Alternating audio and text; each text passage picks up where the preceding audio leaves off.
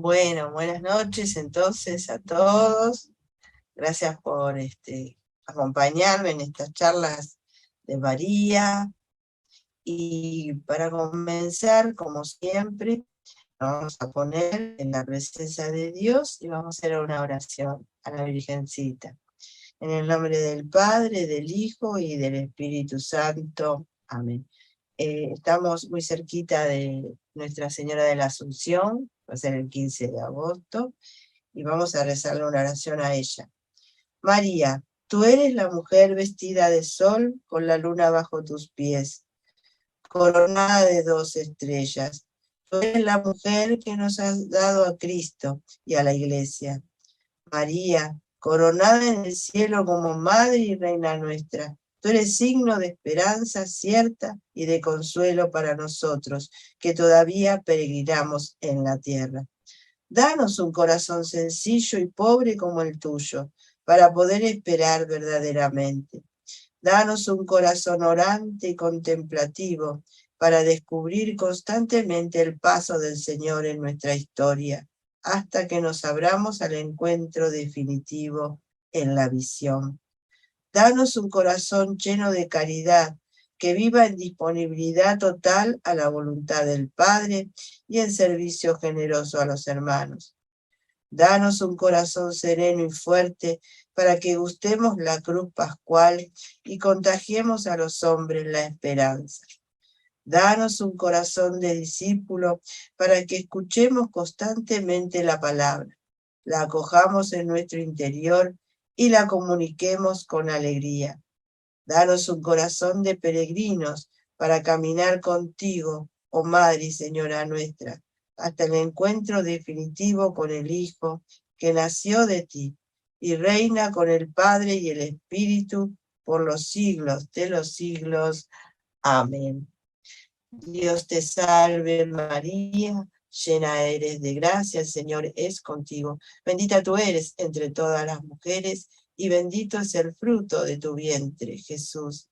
Santa María, Madre de Dios, ruega por nosotros pecadores, ahora y en la hora de nuestra muerte. Amén. Gloria al Padre, al Hijo y al Espíritu Santo, como era en el principio, ahora y siempre, por los siglos de los siglos. Amén. En el nombre del Padre, del Hijo y del Espíritu Santo. Amén. Bueno, ahora bajo la protección de nuestra Madre, bajo que ella nos vaya acompañando en estas charlitas que vamos a tener, hablar y que vamos a hablar de ella. Bueno, hoy comenzamos este nuevo tema sobre las apariciones marianas, ¿no? Pero antes de comenzar, antes de ir hablando de cada una de las apariciones, bueno, vamos a hacer un tema y vamos a introducirnos en esto de las apariciones marianas, ¿no? Tener nuestros puntos de discernimiento sobre ellas. La Virgen se aparece. La Virgen Santísima está en el cielo y en cuerpo y en alma. Esta es verdad, es parte del dogma de la Asunción. Desde el cielo nuestra Madre intercede por nosotros y nos ayuda en nuestro peregrinar hacia el cielo. ¿Se acuerdan que en el Concilio Vaticano II, cuando nos decía, ¿no?, en el capítulo que habla de María, que ella está en el cielo, pero nunca deja de socorrer a sus hijos que peregrinan en la tierra. En las apariciones, Dios permite que el cuerpo glorificado de la Virgen se haga visible para algunas personas, o por algunas personas, o sea, una sola persona o varias. Aunque esta verdad trasciende nuestra capacidad racional, no es en contraria a la razón. Para quien vive en gracia y experimenta una viva relación con Dios, la Virgen y los santos, las apariciones no presentan una dificultad, porque saben que ellos están siempre con nosotros y se manifiestan. María, por tener un cuerpo glorioso, puede tomar diferentes características físicas: su edad, estatura, apariencia, forma de hablar, vestuario. El cuerpo glorificado no tiene dificultad en estas adaptaciones, sin dejar por ello de ser real. Recordemos las apariciones de Jesucristo, ¿no? Que tampoco a veces era reconocido por la Magdalena, por los discípulos de Emaús. La Virgen se acomoda a la cultura y el lenguaje de los videntes. Esta es una adaptación pedagógica de la Virgen, que como madre busca a sus hijos. También la Virgen puede comunicarse milagrosamente a través de solo locuciones. O sea, la persona solo escucha la voz de la Virgen. La Virgen viene en ayuda de sus hijos. La Iglesia reconoce la posibilidad de que Dios hable directamente a algunas almas y las instruya en el bien, ya particular, ya colectivamente. Las apariciones marianas no añaden nada a la doctrina cristiana. El propósito de la Virgen es ayudarnos a vivir nuestra fe según la enseñanza de la Iglesia.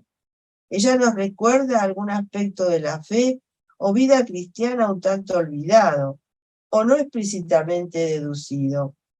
Ella nos hace profundizar para que saquemos el mayor provecho espiritual. El cardenal Ratzinger, cuando era prefecto de la doctrina de la fe, decía: no podemos ciertamente impedir que Dios hable a nuestro tiempo a través de personas sencillas y valiéndose de signos extraordinarios que denuncien la insuficiencia de las culturas que nos dominan, contaminadas de racionalismo y de positivismo. Las apariciones que la Iglesia ha aprobado oficialmente ocupan un lugar preciso en el desarrollo de la vida de la Iglesia en el último siglo. Muestra, entre otras cosas, que la revelación, aun siendo única, plena y por consiguiente insuperable, no es algo muerto, sino que está viva y vital. Ratzinger dice: es cierto que nadie está obligado a creer en una aparición privada, aunque esté aprobada por la Iglesia. Sin embargo, sería temerario rechazarlas una vez que han sido aprobadas. Habríamos de preguntarnos: ¿creemos de verdad que la Virgen está gloriosa en el cielo y puede aparecerse si Dios la envía? ¿Estamos verdaderamente abiertos con humildad a discernir o lo rechazamos a priori? O sea, la Iglesia no nos pide creer en las apariciones. Eso es un tema que tenemos que tener bien seguro.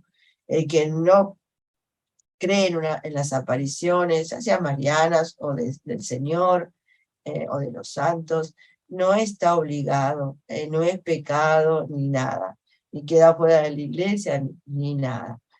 Tiene ese derecho.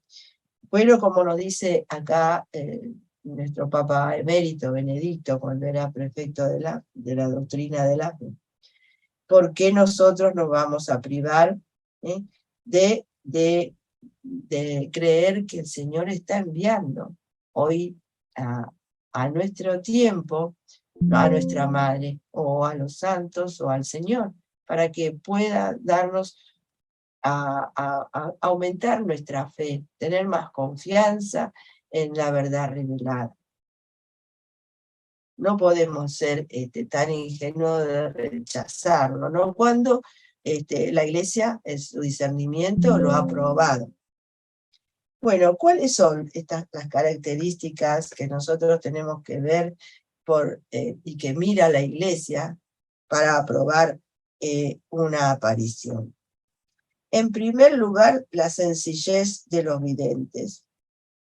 El vidente o los videntes juega un papel hasta cierto punto importante en el discernimiento de la autenticidad de las apariciones. Puede ser un obstáculo si llegan a negar las experiencias que han tenido, ya sea por miedo o por otra razón. Esto ocurrió en una de las apariciones en Nazaret, ¿no? ¿Pueden los videntes llegar a proporcionar el criterio necesario para demostrar su falta de autenticidad si manifiestan, por ejemplo, problemas mentales o emocionales? Sí, eso la Iglesia lo va a estudiar muy bien, va a estudiar a los videntes, le van a hacer pruebas psicológicas, psiquiátricas, para que puedan discernir ellos si realmente la vidente está diciendo la verdad o si tiene algún problema, ¿no? Los videntes auténticos evitan enfocar la atención hacia ellos. Usualmente son jóvenes, sin formación académica notoria. No resaltarían ante el mundo por razones naturales. En algunas ocasiones no eran particularmente santos o espirituales antes de la aparición. Nunca esperaban ni buscaban tener visiones. Estas fueron de total sorpresa para ellos. Muchas veces son avisados por la Virgen que tendrán que sufrir mucho a consecuencia de su elección. La aparición conlleva pruebas y grandes dificultades para su vida. Y sí, podemos recordar a varios videntes, la Bernardita, ¿no? De la Santa Bernardita, los videntes mismos de Fátima, estos videntes que tienen que sufrir, porque lógico, nadie, al principio nadie le cree, y bueno, y los tratan de que no están diciendo la verdad. También son personas muy humildes, son personas, muchas veces muchos de ellos son analfabetos, porque no tienen mucha cultura religiosa, ¿no? de la sagrada de revelación de las escrituras. Sin embargo, la Virgen siempre busca al humilde.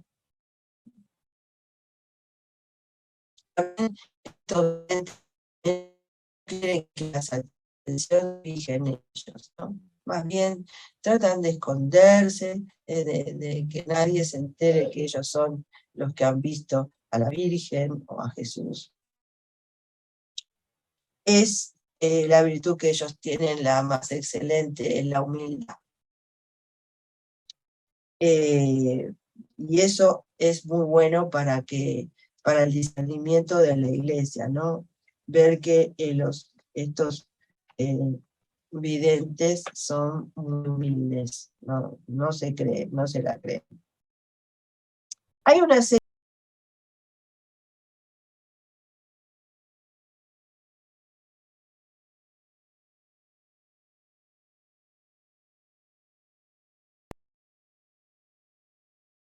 ¿no?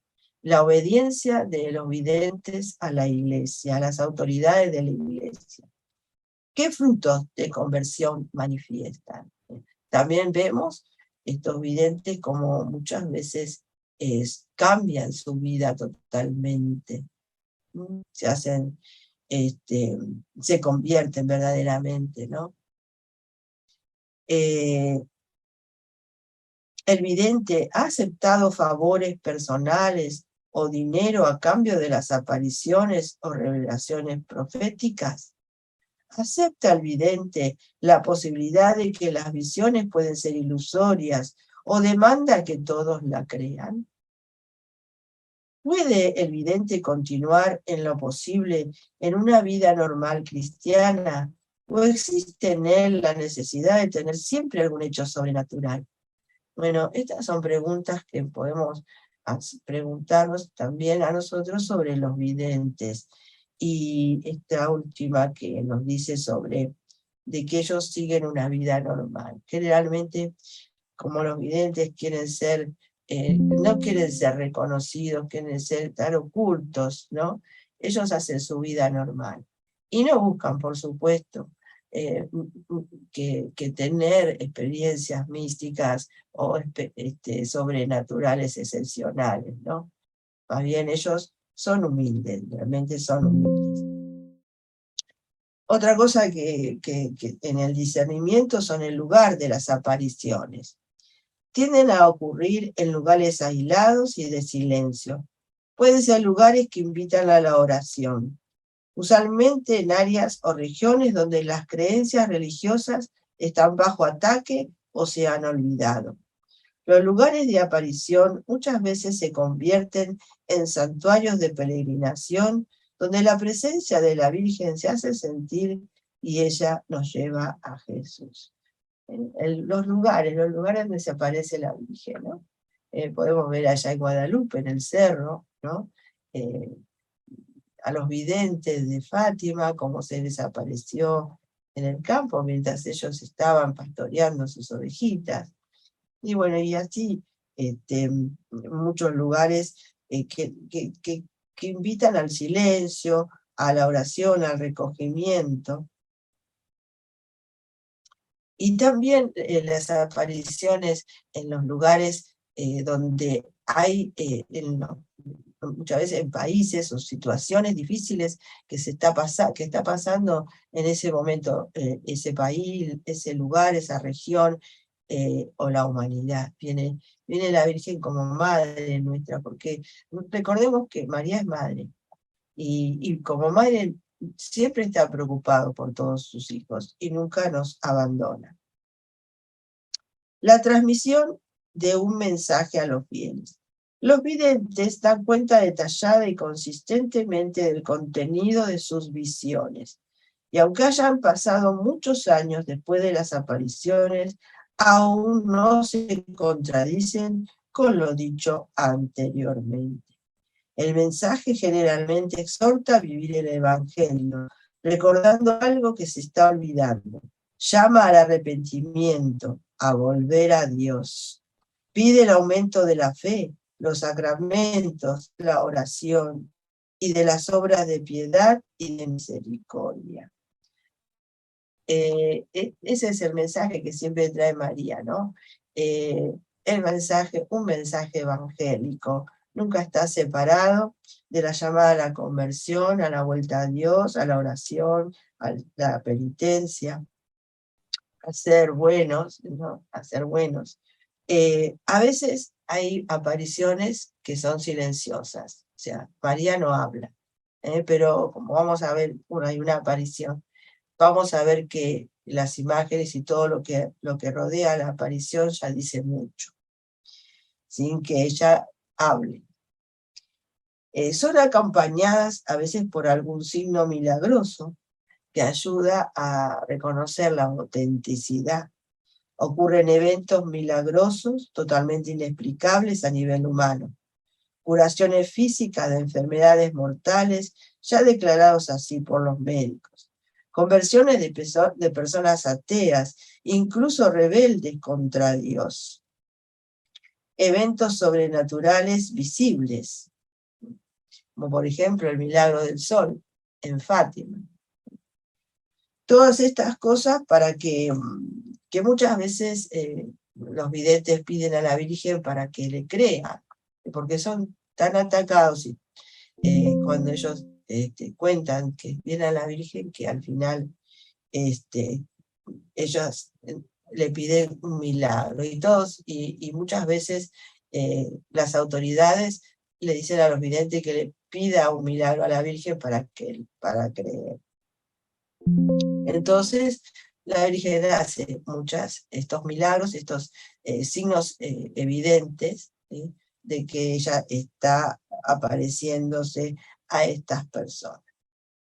Las apariciones que no muestran las características que hemos estado hablando, son más difíciles para las autoridades discernir su veracidad. Les cuesta un poquito más. Vamos a ver que las apariciones, algunas tardan muchos años en ser aprobadas, porque la iglesia se toma su tiempo. Las apariciones se deben juzgar sin mezclarla con otros eventos. Una gran dificultad en el discernimiento de las apariciones son las situaciones que no son propiamente de la aparición, pero que se mezclan con ella. A veces apariciones auténticas son seguidas de un gran incremento de actividad sobrenatural. Alguna de esta actividad puede ser el enemigo para desacreditarla, como por ejemplo, en Lourdes, cuando se apareció la Virgen en Lourdes, hubieron unas 150 apariciones, que eran, por supuesto, la mayoría falsas, todas falsas, o sea, que el enemigo se ocupó de que pasaran esas cosas para distraer de la verdadera. Bueno, las categorías en que podemos dividir, ¿no?, las apariciones. Las dudosas. Todas las apariciones empiezan con esta categoría. O sea, la verdad, la mayoría son dudosas, nadie puede creer de buena de principio, ¿no? Por cuanto no se puede asumir que esté ocurriendo algo sobrenatural de parte de Dios hasta que no se efectúe una evaluación completa. Las falsas. Después de las evaluaciones, muchas de las apariciones dudosas son determinadas como falsas, de acuerdo con los criterios de discernimiento de la Iglesia. No todas las apariciones falsas son fraude. Puede ser que la persona vidente era sincera, pero errada por razones de engaño satánico o problemas mentales u otra razón.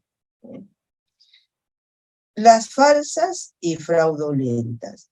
Desafortunadamente, algunas de las supuestas apariciones han sido fingidas. Esto puede ocurrir por muchas razones: busca de atención, fama, dinero, etc. En algunos casos se trata de intervenciones diabólicas. Pueden entonces darse fenómenos extraordinarios, imitaciones de milagros que son en realidad obra del demonio. Recordemos que el demonio es capaz de rezar el rosario y de decir cosas bonitas con tal de engañarnos, ¿no? Y que las verdaderas apariciones pierdan el entusiasmo y nos separen de la verdad. Bueno, y las aprobadas por la Iglesia, que puede ser aprobada por un obispo o por el Papa. Solo una pequeña minoría de las apariciones reportadas. Solo la Iglesia tiene la autoridad para declarar el estatus de una aparición. La Iglesia actúa con mucha prudencia después de mucho tiempo de discernimiento. Yo siempre digo que si la Iglesia lo ha aprobado, nosotros podemos estar tranquilas y de tener esa devoción a una aparición mariana. Siempre tenemos que tener esa confianza en que la Iglesia sabe lo que hace, y hasta que no lo haya aprobado, ya sea el obispo del lugar, que sería la primera parte de que uno que comienza, ¿no?, la aprobación, hasta que por ahí puede llegar hasta el Papa, ¿no?, a la Santa Sede. Entonces nosotros podemos estar seguros de que si pasa eso, que podemos creer, o por lo menos tener devoción a esa aparición. El proceso de la aprobación. Las apariciones pueden tener varios grados de aprobación. Declaración favorable del obispo. Si la aparición atrae a muchas personas, el obispo establece una comisión para una evaluación exhaustiva. La comisión hace su recomendación al obispo y éste puede que se declare en apoyo de la aparición, diciendo que no contiene nada contrario a la fe o a la moral, que parecen ser inspiradas sobrenaturalmente y son dignas de devoción por parte de los fieles. O sea, en la primera etapa siempre es el obispo, ¿no?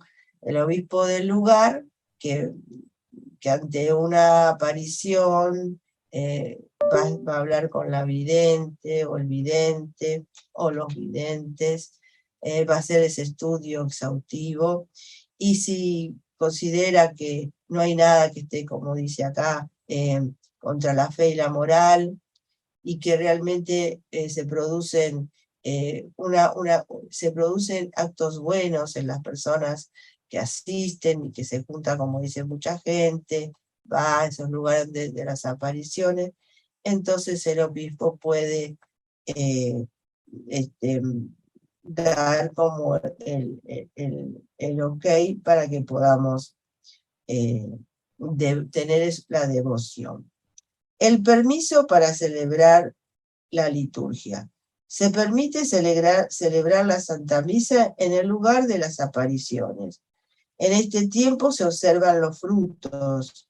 La mayoría de las apariciones se quedan en este grado de aprobación oficial y no es necesario más. El hecho que no venga una aprobación de la Santa Sede no indica un rechazo.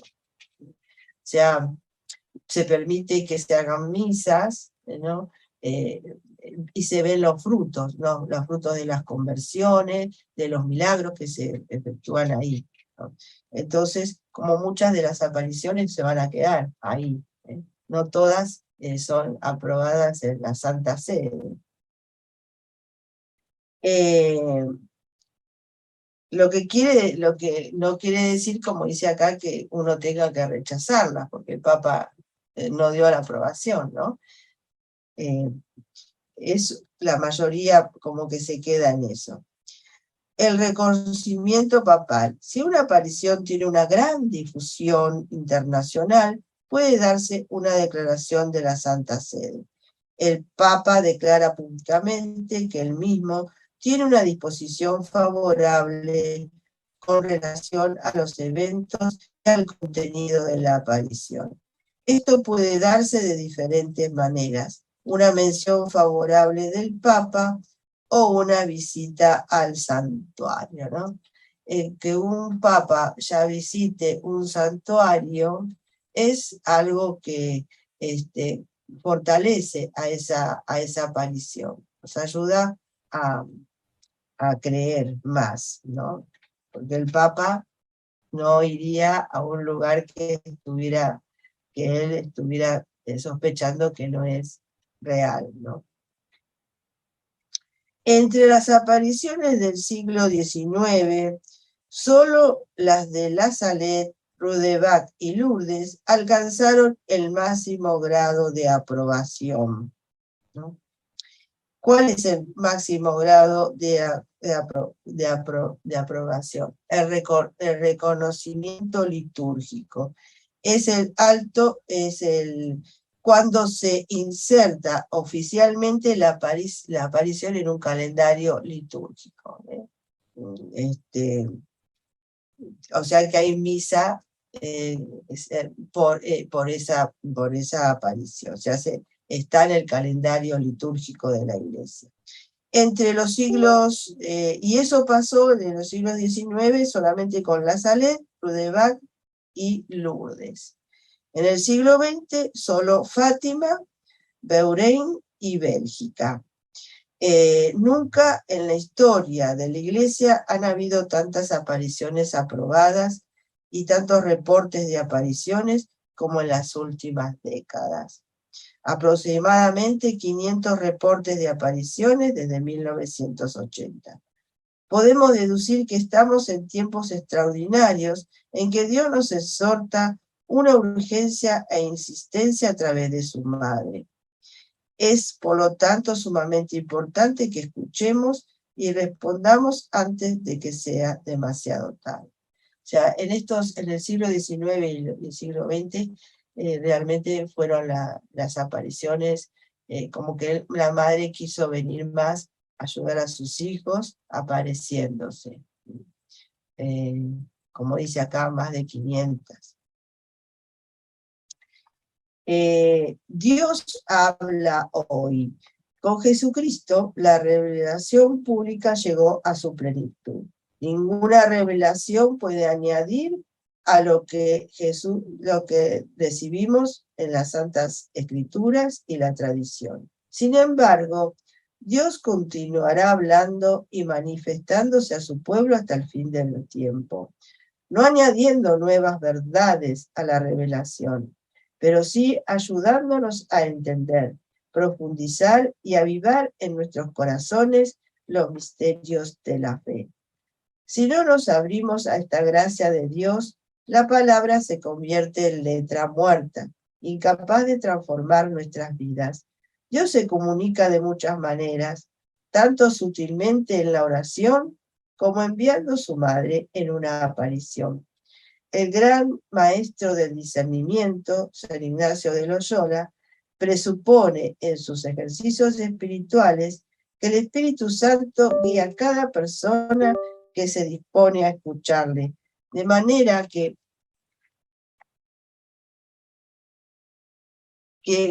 cual puede llegar a conocer y responder a la voluntad de Dios. Esta confianza en Dios vivo que nos habla es fundamental para la fe.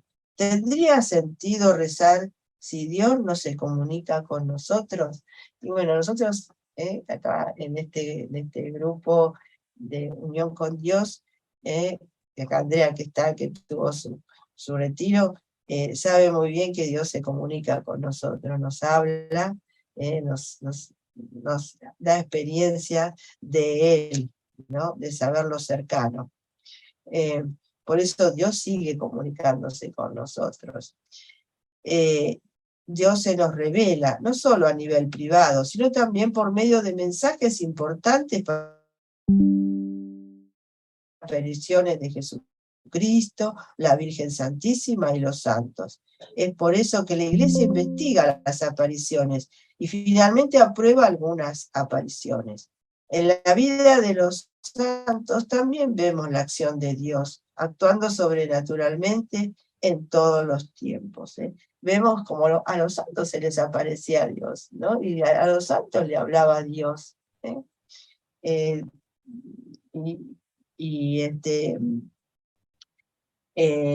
Los santos hablaban con Dios íntimamente y no pocos tenían apariciones o otras experiencias místicas. Además, la Iglesia no canoniza sin que se dé algún milagro atribuido a la persona en el proceso de canonización. La Iglesia no solo cree en milagros, sino que depende de ellos para su discernimiento. Algunos quieren descartar las apariciones actuales apelando a la enseñanza de la Iglesia de que estas no revelan verdad. Las apariciones no son necesarias para la fe. ¿Cómo interpreta esta posición la Iglesia? Bueno, la Congregación para la Doctrina de la Fe, que es la encargada por el Santo Padre de interpretar y proteger la autenticidad de la doctrina. El juicio de las apariciones marianas corresponde a la sección disciplinar de esta congregación.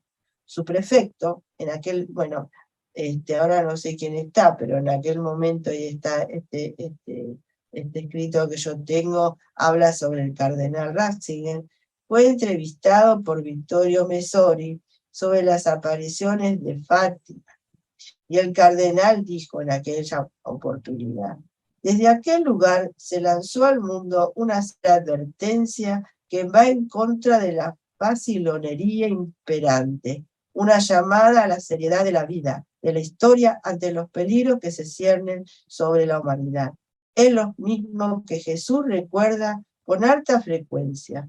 No tuvo reparo en decir: si no os convertís, todos pereceréis. En Lucas 13:13. La conversión, y Fátima nos lo recuerda sin ambajes, es una exigencia constante de la vida cristiana. Deberíamos saberlo por la escritura entera.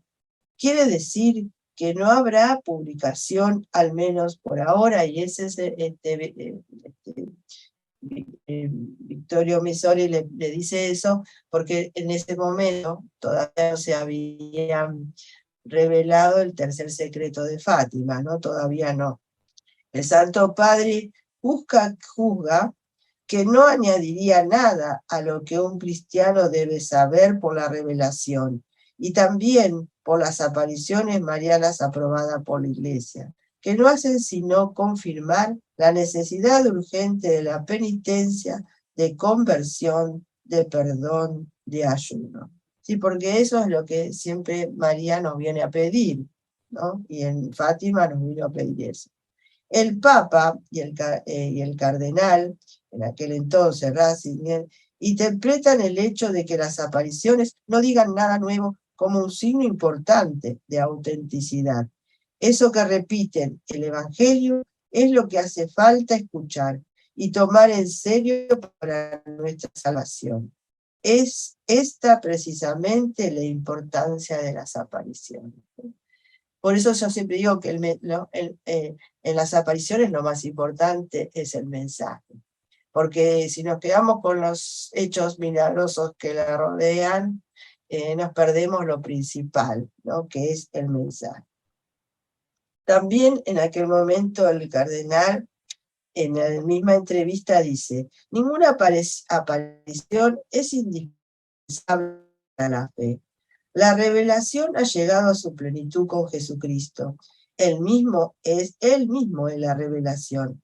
Pero no podemos ciertamente impedir que Dios hable a nuestro tiempo a través de personas sencillas y valiéndose de signos extraordinarios que denuncian la insuficiencia de las culturas que nos dominan, contaminadas de racionalismo y de positivismo.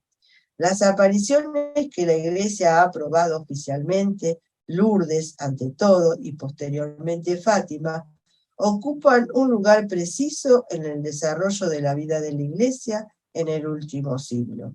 Muestra, entre otras cosas, que la revelación, aun siendo única y plena y por consiguiente insuperable, no es algo muerto, es viva y vital. O sea, la revelación sigue siendo viva, porque Dios está vivo. Y por tanto nos sigue llamando, como nos llamó en la palabra de Dios cuando la leemos. Debemos escucharle. Si comprendemos que Dios nos ama y quiere llevarnos al cielo, si creemos que los milagros ocurren hoy día, como enseña la Iglesia, aceptaremos que atender a los signos de Dios no solo es un derecho, sino un deber. Sería reprensible si Dios nos hablara y no pusiéramos atención. Dios continúa enviándonos profetas y sería injusto tildar a priori a alguien de mentiroso o loco por decirnos que recibió un mensaje del cielo. Podríamos estar rechazando un mensajero de Dios. Ay de vosotros, maestros de la ley, que os habéis apoderado de la llave de la ciencia y ni entráis vosotros ni dejáis entrar. Lucas 11:52. Dios sigue hablando y sigue mandando mensajeros. Y bueno, creo que la mensajera más importante que tiene Dios es la Santísima Virgen. San Pablo sabía muy bien el peligro de los falsos profetas y de los numerosos engaños que el demonio siembra en el campo del misticismo, pero también defiende la obra de Dios. Cada uno puede tener una revelación. 1 Corintios 14:26. Todos pueden profetizar. 1 Corintios 14:31. Si otro recibe una revelación, que aquel que estuviese hablando se calle, dice Pablo, ¿no? En 1 Corintios 14:30. Bueno, vemos como en la Sagrada Escritura nos habla, ¿no? De que Dios se revela, que nos puede revelar y puede suscitar profetas. Prudencia y fe. Claro que debemos ser prudentes para evitar los engaños. Son más los falsos profetas que los verdaderos, pero quien rechaza todo mensaje sin discernir no es prudente, más bien demuestra tener poca fe en que Dios todavía nos hable. El peligro de errores y abusos no debe cerrar nuestro corazón, sino hacernos más prudentes para ejercer discernimiento con humildad, sometidos al juicio de la Iglesia. Y nos dice San Pablo en 1 Tesalonicenses 5:21, examinadlo todo y quedaos con lo bueno. Por sus frutos los conoceréis. Mateo 7:16-20. O sea, también nosotros podemos discernir, ¿verdad? Y siempre ayudados por la Santa Iglesia. Yo acá apoyarse en la Iglesia, en lo que ella va a decidir, es lo mejor que nosotros podemos hacer con respecto a una aparición mariana. Bueno, examinemos el motivo de nuestro interés en los signos y las apariciones. No solo hay peligro de rechazar los signos de Dios, también debemos saber que no todo interés en lo sobrenatural es bueno. El demonio imita los signos para distraer, engañar y llevar a la perdición. Aun cuando los signos son de Dios, de nada aprovechan a un corazón que no busca la verdad y la conversión. Muchas personas iban detrás de Jesús solo para ver milagros, pero sin buscar la conversión. Muy pocos estaban de su parte al pie de la cruz. Los signos de nada sirven si no nos convencen de la grandeza de Dios y si no nos comprometemos a serle fiel en las pruebas y sufrimientos, aun cuando no vemos ya ningún signo que nos consuele. Los milagros apuntan al Dios de los milagros. Siempre nosotros no nos quedemos de los milagros, sino en el Dios que hace el milagro. O sea, cuando nosotros vamos a buscar una aparición, a ver qué pasa con ella, qué nos dice la Virgen, dónde se aparece, quién es el vidente. Bueno, eso nos tiene que llevar a la conversión, ¿no? Creo que sería el mejor testimonio que podría dar un cristiano sobre una aparición mariana, ¿no? Si nosotros, porque esa aparición con ese mensaje que la Virgen nos trae, nos está llamando a vivir de otra manera, nos está haciendo volver a Dios y cambiar nuestra vida, que a lo mejor tiene mucho que deja de desear, ¿no?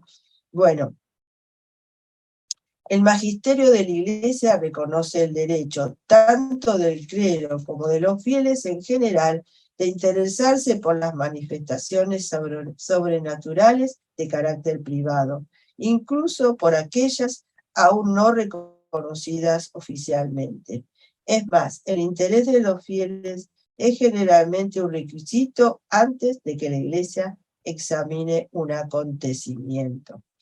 Sí, porque cuando conocemos de alguna aparición, ¿qué hacemos? O sea, la que puede va y ahí a ver qué pasa, ¿no? Y se hace presente. Entonces, a medida que se van juntando la gente que va al lugar de las apariciones, es también un dato para la Iglesia, ¿no? Para poner atención a ver qué pasa y investigar y discernir.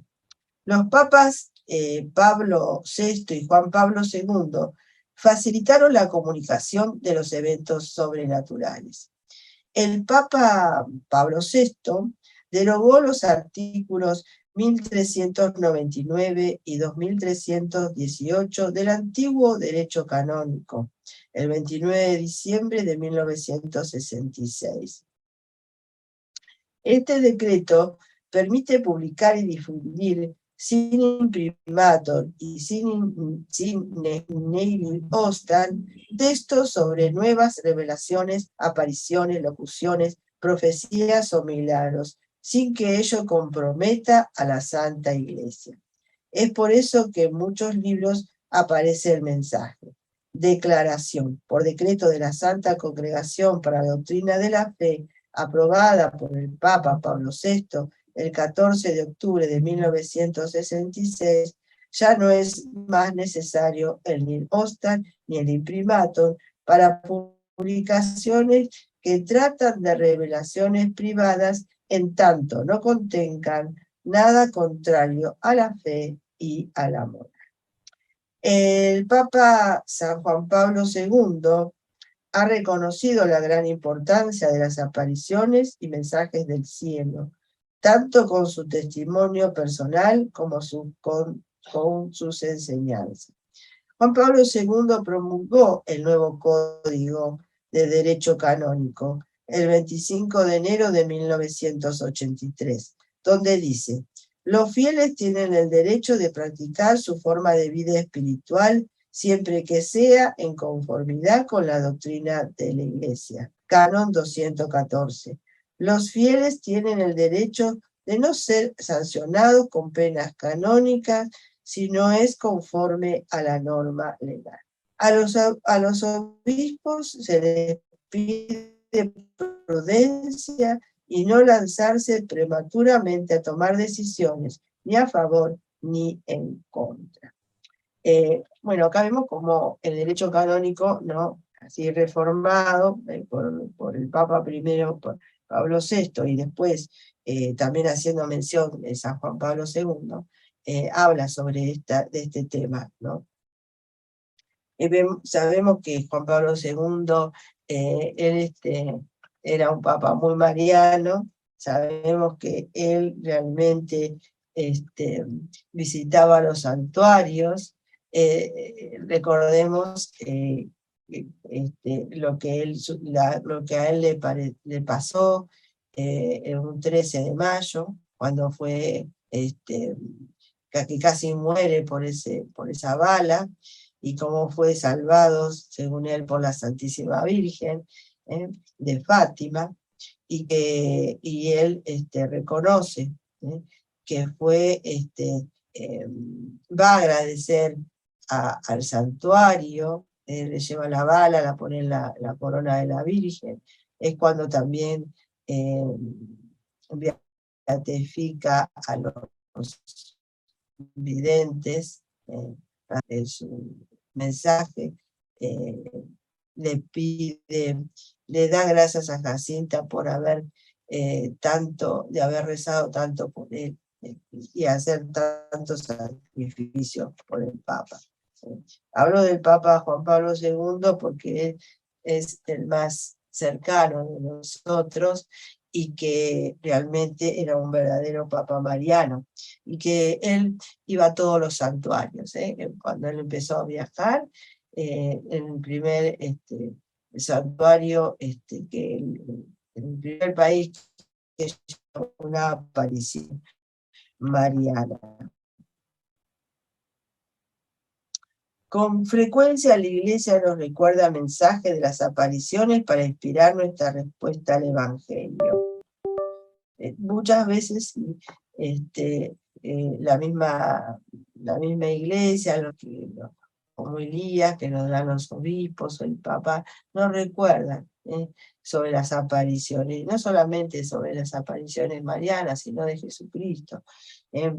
Acá nos recuerda a este cardenal Castrillón, que en el 2002 le propuso a los sacerdotes del mundo entero transformar sus vidas a través de la experiencia de la divina misericordia, según el mensaje recibido de Santa Faustina Kowalska.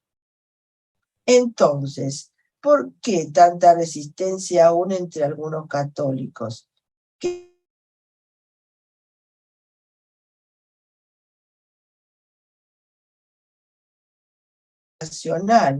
Cosa que los auténticos santos cuidan de evitar. Y por el otro, el peligro de los escépticos que se afanan por tener una religión en la que no hay espacio para que Dios se manifieste soberanamente. El pontificado de Juan Pablo II ha sido una corrección para ambos peligros. Nos ha fundamentado sólidamente en la doctrina, pero no teme expresar su confianza en la presencia del Espíritu en la Iglesia y de Jesús, María y los santos que ahora vivan esa doctrina en la actualidad, manifestándose en apariciones. No tengan miedo de confiar en las apariciones que la Iglesia reconoce.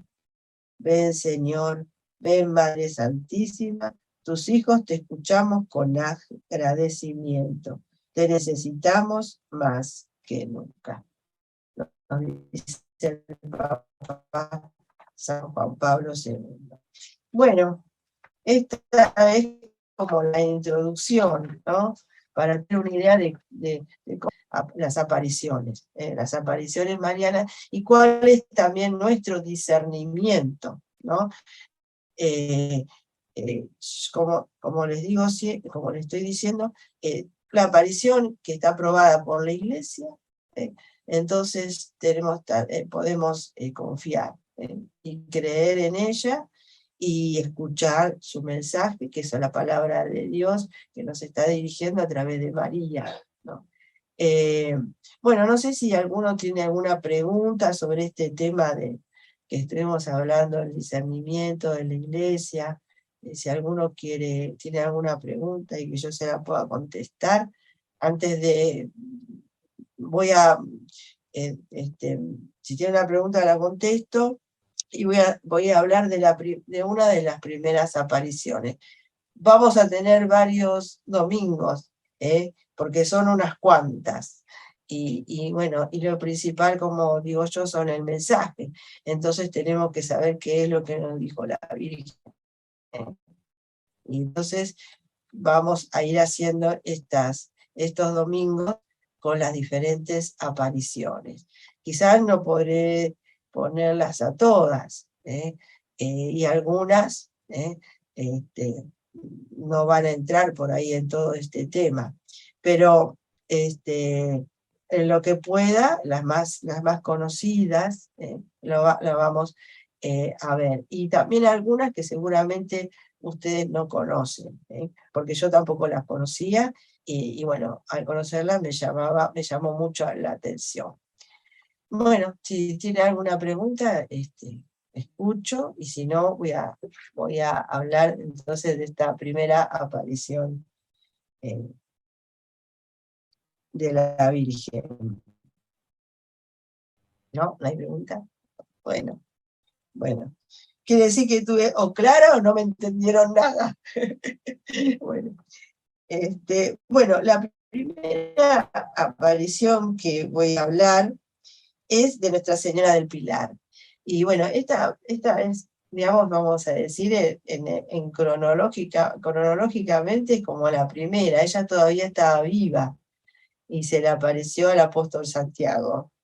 Y esta aparición tiene algo que a lo mejor, no sé si todos conocen, o a lo mejor algunos lo conocen, o otros no, el milagro, qué sé yo, a través de esta aparición. Y entonces vamos a hablar de eso principalmente. El milagro en cuestión es el de Calanda, lamentablemente poco conocido ahora, pero que en su época fue difundido, causando gran asombro, no solo en España, sino más allá de sus fronteras. Para saber de él, oportuno es comenzar por la aparición a la cual se asocia. La antigua tradición de la aparición de la Virgen a orillas del Ebro al apóstol Santiago el Mayor está corroborada por documentos y sellada su autenticidad por milagros, especialmente el de Calanda. En efecto, la tradición se apoya en documentos escritos del siglo XIII, conservados en el Seo de Zaragoza, y en testimonios arqueológicos como el del sarcófago de Santa Engracia del siglo IV, donde en bajo relieve aparece la escena de la Virgen apareciéndose a Santiago. Además, en el siglo IX, hacia el año 835, un monje de París, de Saint-Germain, de nombre Almoino, cuenta que la iglesia dedicada a la Santísima Virgen había servido el gran mártir San Vicente en el siglo III. Santiago, con sus discípulos, iba, según el mandato del Señor, hasta los confines de la tierra, predicando, anunciando el Evangelio y bautizando. Es en esa circunstancia que la noche del 2 de enero del año 40 de nuestra era se apareció en mi locación, pues que aún vivía sobre la tierra, la Santísima Madre del Señor. El apóstol y los que con él estaban habían antes escuchado una dulcísima melodía del cielo, cuando en la ribera del Ebro la vieron aparecer de pie sobre un pilar de mármol. Pidió la erección de un templo y prometió permaneceré en este sitio hasta el fin de los tiempos, para que la virtud de Dios obre portentos y maravillas por mi intercesión con aquellos que en sus necesidades imploren mi patrocinio. Eso le dijo la Virgen a Santiago, ¿no? Luego desapareció quedando el pilar, que aún hoy se venera en la basílica como testigo de lo acontecido.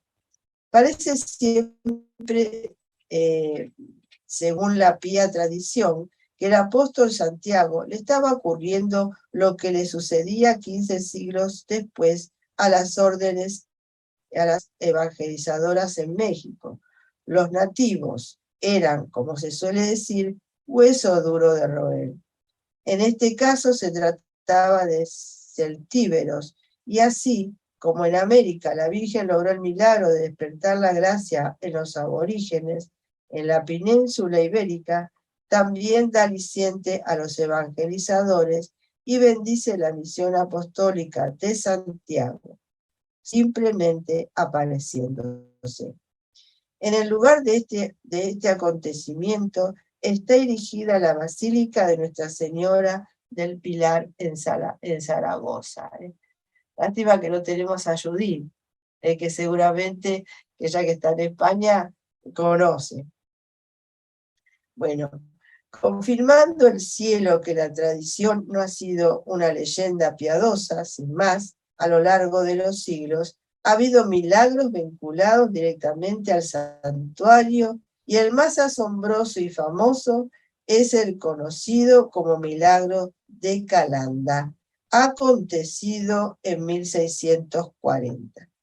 La importancia de este, que fue llamado milagro inaudito, o sea, nunca oído en todos los tiempos, se apoya en el suceso en sí absolutamente extraordinario y en la documentación, investigación y testigos que lo avalaron. Bueno, escuchen ahora esto que es este milagro que hizo la Virgen del Pilar, ¿no? A este muchacho, Miguel Juan Pellicer, que tiene 19 años. Cuando trabajando en Castellón de la Plana, cae del carro cargado que conduce y una rueda le aplasta la pierna derecha. Primero lo llevan al hospital de Valencia, pero él pide luego de 5 días ser llevado a Zaragoza, al hospital de Nuestra Señora de Gracia. Allí le amputan la pierna, a unos 3 centímetros debajo de la rodilla. Se conocen los nombres de los que intervienen. Juan Estanza, cirujano. Juan Lorenzo García, ayudante. Este último entierra la pierna. En aquellos tiempos, tanto la operación como la convalecencia, además de riesgosa, eran dolorosas. Por ese motivo, permanece 2 años en el hospital. Los 2 años siguientes, bendiga la puerta del templo de Nuestra Señora del Pilar en Zaragoza, de la que era muy devoto desde la niñez, ya que Calanda había una ermita a ella dedicada. Por esa gran devoción, Miguel se había encomendado a la Virgen del Pilar, tanto antes como después de la operación. Y luego, todos los días, unta el muñón de su pierna con el aceite de las lámparas que arden ante la Virgen y ante el sagrario. Él hacía eso, ¿no? En su muñón, con el aceite que... Recordemos que acá en Argentina tenemos la Virgen de Luján, y que también el aceite de la lámpara de ella también es milagroso, ¿no? Cuando vamos a esa Luján le pedimos al sacerdote que nos dé el algodoncito con el aceite. Bueno, este señor hacía eso, untaba todos los días el muñón de su pierna con el aceite de la lámpara de la Virgen.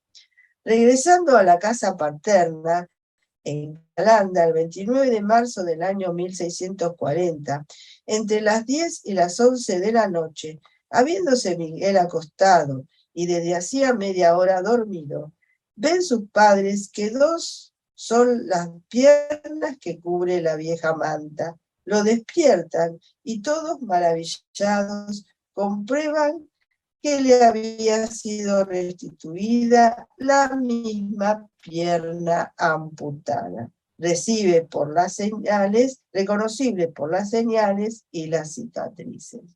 Qué milagro, ¿no? La misma pierna, no es que le creció otra pierna, sino la misma pierna que ha sido enterrada aparece en su pierna. Tras el milagro, Miguel viaja a Zaragoza para dar gracias a la Virgen y a instancia del ayuntamiento se incoa en el arzobispado en proceso, un proceso, el 5 de junio de 1640.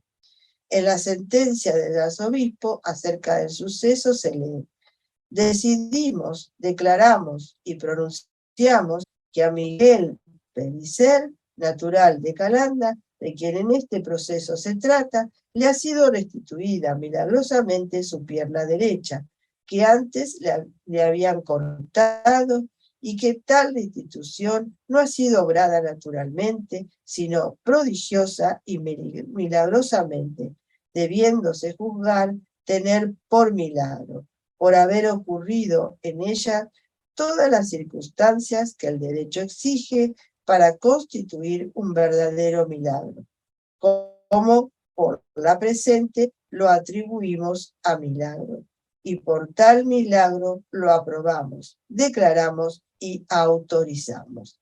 Sentencia del 27 de abril de 1641, firmada por don Pedro de Apolo Laza Ramírez, arzobispo de Zaragoza. Conclusión del proceso canónico correspondiente, que fuera abierto el 5 de junio de 1640. 25 son los testigos que compadecieron para declarar. Se conserva íntegro el texto del proceso. Pellicer es recibido en Madrid por el rey Felipe IV y la noticia cunde por Europa, Italia, Francia, Alemania, Holanda. El Papa Urbano VII también es informado del notable prodigio, calificado como milagro inaudito en todos los tiempos.